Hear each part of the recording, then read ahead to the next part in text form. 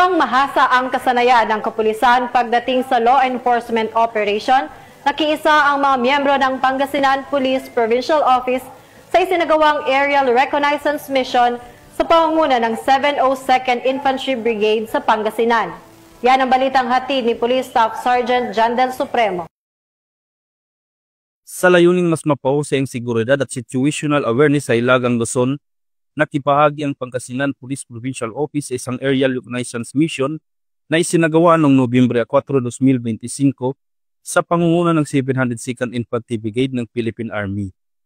Layunin ng reconnaissance na ito na tukuyin at suriin ang mga kritikal na lugar, kumpirmahin ang mga impormasyon mula sa lupa at palakasin ang pinagsamang estratehiya sa operasyon ng mga ahensya para sa seguridad at kaayusan ng lalawigan.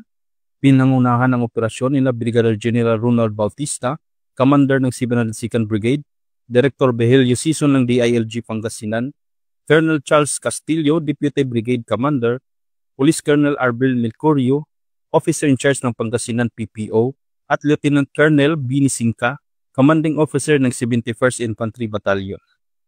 Ipinahayag ni Police Colonel Mercolio ang buong suporta ng Pangasinan PNP sa inisyatiba ng Philippine Army na anya ay malaking hakbang sa pagpapanatili ng kapayapaan at kaligtasan ng mga Pangasinense. Sa tuloy-tuloy na pagtutulungan ng PNP, DILG at Philippine Army, nananatiling matatag ang pangako ng mga ahensya na tiyakin ang ligtas, payapa at matatag na lalawigan ng Pangasinan. Mula dito sa Ilocos Region, ako ang inyong PNN correspondent, Police Staff Sergeant Jandel Supremo, alagad ng batas, tagataguyod ng Balitang Pulis.